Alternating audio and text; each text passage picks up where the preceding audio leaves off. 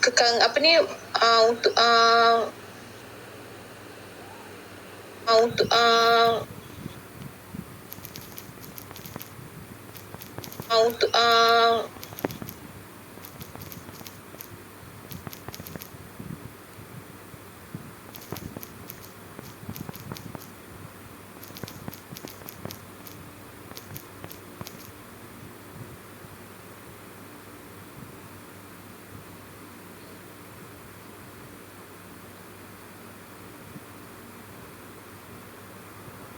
panas pun kita tetap boleh cantik-cantik, boleh tetap wangi kan. Walaupun pakai baju kelawar, siapa cakap tak boleh cantik.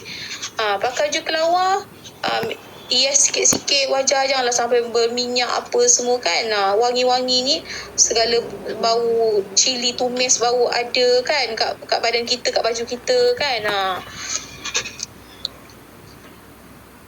Jadi kita tak ambil manusia biasa.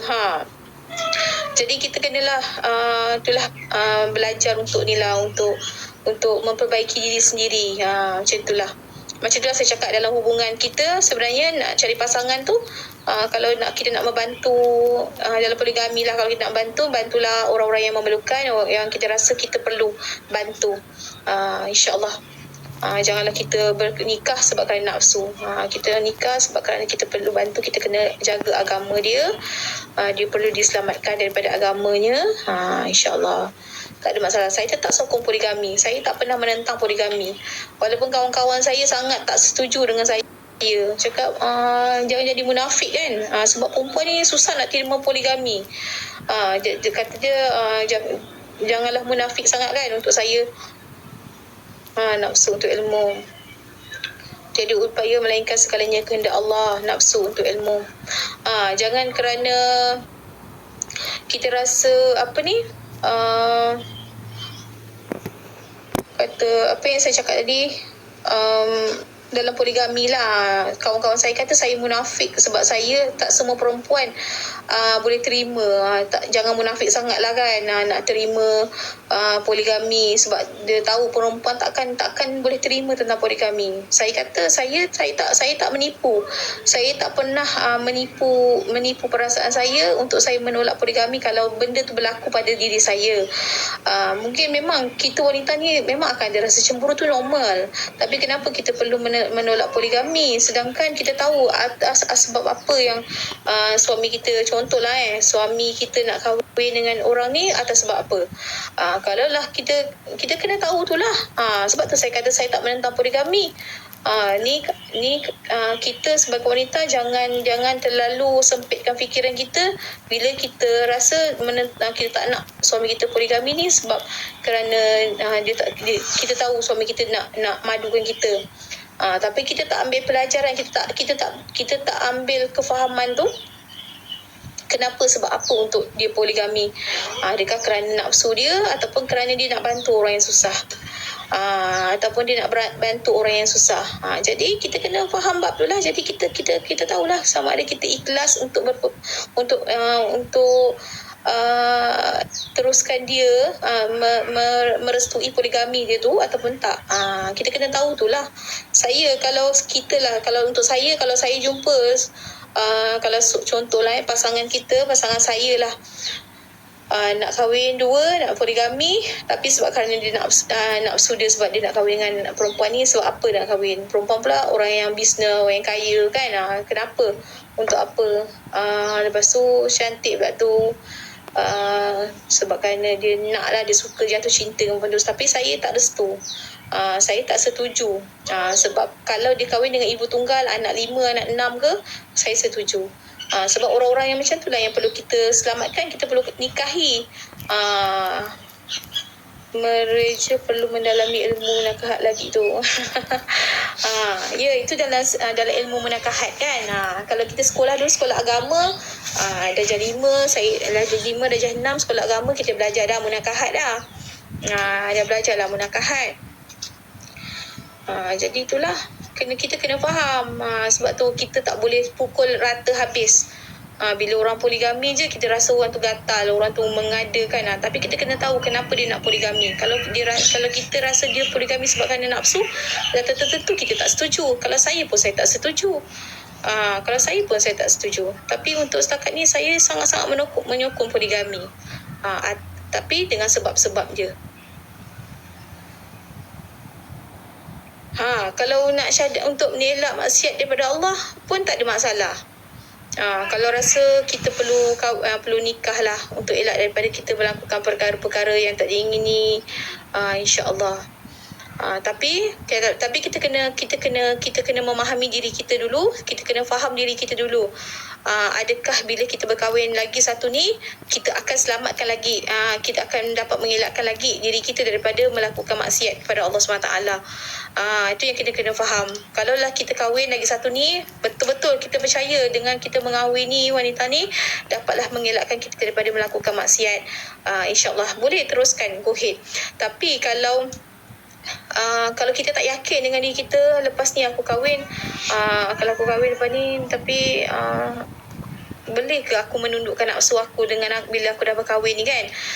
Tapi bila kita dah kahwin pula, yang kedua pula, kita nampak perempuan lain, kita nak kahwin lagi. Alasan kita nak menunduk, tak nak takut bermaksiat juga. Lepas tu kita kahwin lah yang ketiga. Lepas tu yang keempat kita kahwin lagi yang keempat. Lepas tu dah keempat dah cukup kuota 4 tu pun kita tetap juga. Itu dah bermasalah lah. Itu dah masalah pada diri kita sendirilah. Ini bukan masalah tentang kita nak mengelak daripada maksiat, tak. Ini masalah tentang diri kita, tentang nafsu kita. Itu dalam bab lain. Itu dah jadi pelik lah. Kalau kita rasa kita nak nikah sebab nak takut kita bermaksiat kan, takut melakukan maksiat, takut, okey tak apa, kita nikahlah dua. Okey, kali kedua kita sama juga. Lepas tu dah kedua, ketiga sama juga nak elak maksiat. Lepas tu kali keempat kita buat macam mana? Kalau tetap sama ada perasaan tu, itu dah lain lah. Itu dah dalam kategori, dalam bab nafsu kita sendirilah. Yang kita perlu perbaiki adalah nafsu kita sendiri, diri kita sendiri, dan kelemahan yang ada dalam diri kita sendiri. Waalaikumsalam warahmatullahi wabarakatuh. Terima kasih yang hadir, masya-Allah. Yang mana yang komen yang beri salam tu? Waalaikumsalam kalau Kak Nur tak sempat nak baca. Selamat datang Pidanta. Terima kasih hadir. Selamat datang Cino Muslim. Terima kasih hadir.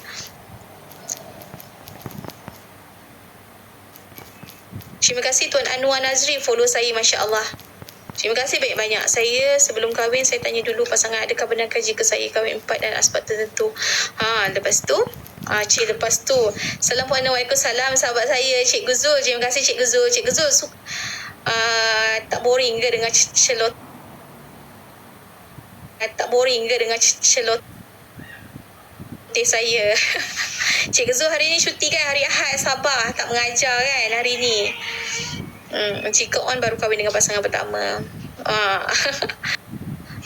Permulaan yang sangat baiklah daripada Tuan Abdul Rahman. Betul. Sebenarnya kita kena jujur dengan pasangan kita. Pertama sekali, kalau kita nak jaga hubungan kita dalam sebuah rumah tangga ni, pertama sekali kita kena jujur dengan pasangan kita. Sebab kita tak boleh menjanjikan yang kita ni menjadi seorang yang setia. Sebab Allah tu maha membolak-balikkan hati. Kita tak boleh menjanjikan bulan dan bintang. Waalaikumsalam Tuan Maivi Viva. Terima kasih hadir, masya-Allah. Okey je Puan Nur. Ya, sabar cuti hari ni, alhamdulillah. Jadi kita tak boleh nak menjanjikan yang kita ni menjadi lelaki yang sangat setia, yang setia pada yang satu. Ni masa bercinta pun kita dah beri harapan yang tak pasti.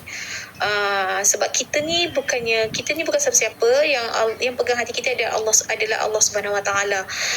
Jadi kita ni janganlah mengada-ngada sangat, konon-konon nak bagi dia keyakinan pada pasangan kita, takutlah kehilangan pasangan kita yang kita rasa sangat-sangat indah percintaan ketika itu. Cewa-cewa. Kita pun memberi harapan yang tak pasti. Saya ni tengah dalam sesi perkenalan lah ni. Saya janji dengan awak. Saya janji dengan awak yang saya akan setia dengan awak sampai bila-bila, sampai akhir hayat saya. Biarlah kita jadi seperti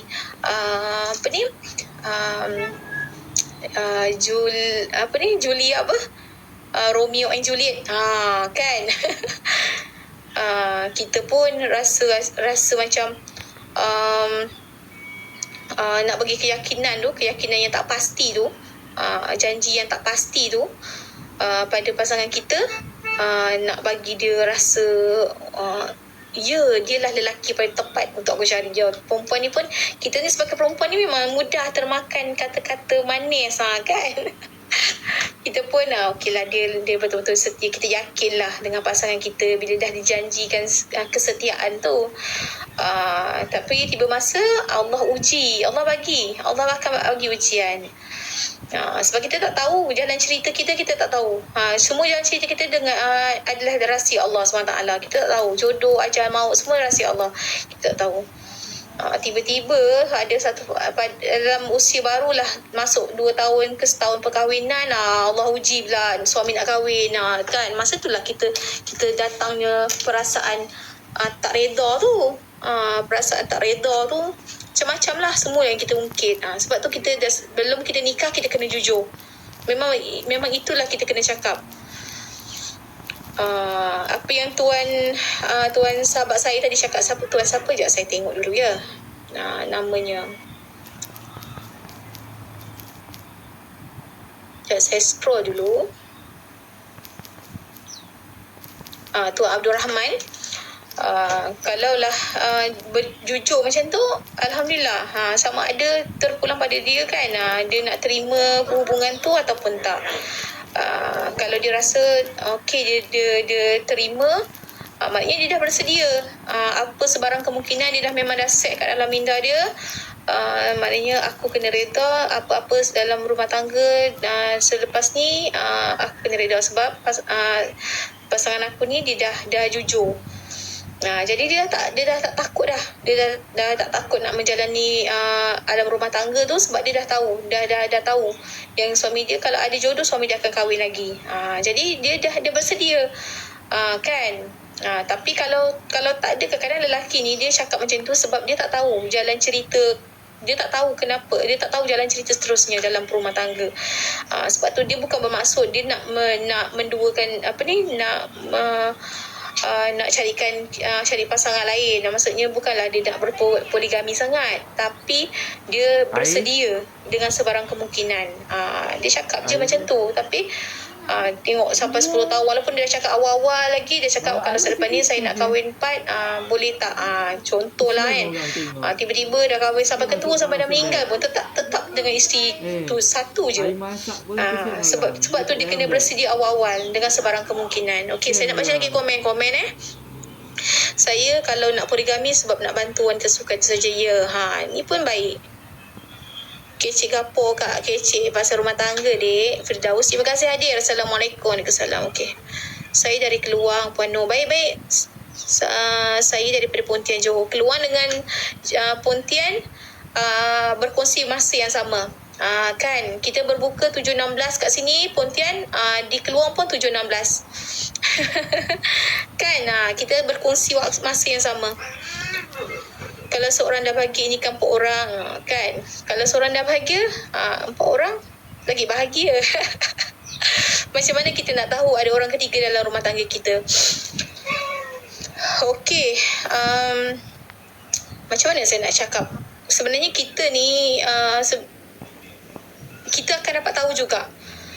Kita akan dapat tahu juga, walau macam mana pun kita lambat laun, kita akan dapat tahu juga yang ada yang bahawasanya ada orang ketiga dalam rumah tangga.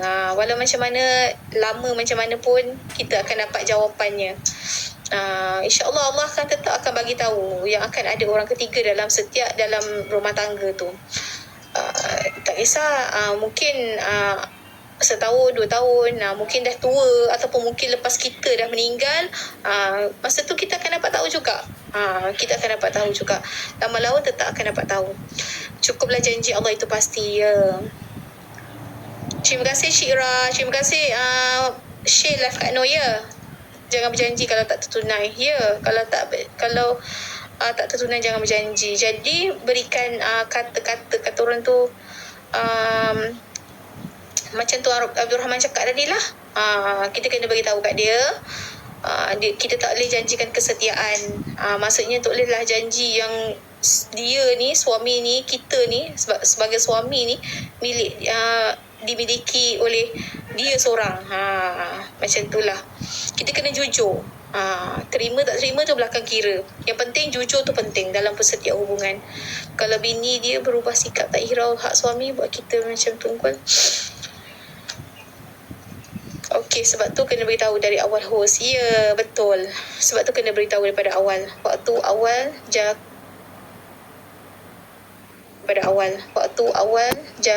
berjanji tidak akan cari lain, tapi janji untuk bertahan awak. Betul. Bagus ayat tu. Bagus. Dalam ni sahabat-sahabat saya semua dah belajar ke ada cita-cita nak pasang lebih ni, ke ataupun ada yang saya kan, kalau adalah sahabat-sahabat perempuan saya yang masuk dalam saya ni, habislah saya kena hentam. Betul kawan-kawan saya kan, sampai kau ni kan jangan jadi munafik Bila kita dengarkan kawan ni kan, kita santai-santai je kan, kalau cakap pun main sedap je kan, tak kisahlah. Kau ni kan jangan jadi munafik Perempuan ni tak semestinya, perempuan ni jangan haraplah boleh terima. Aku tak percaya dia cakap macam tu, perempuan boleh terima poligami. Tapi saya cakap saya tetap sokong poligami. Bukan sebab apa saya sokong poligami, sebab kita kena tahulah kenapa kita sokong poligami. Saya cakap macam tu kat dia. Dia marah betul saya. Dia sangat-sangat marah kawan-kawan saya lah. Tapi marah-marah sayang lah kawan-kawan kan. Kami tetap, walaupun dalam persahabatan, kami tetap ada pendapat yang berbeza. Kami tetap jaga ikatan persahabatan tu baik. Tetap macam adik-beradik. Tapi dalam pendapat, dalam apa ni,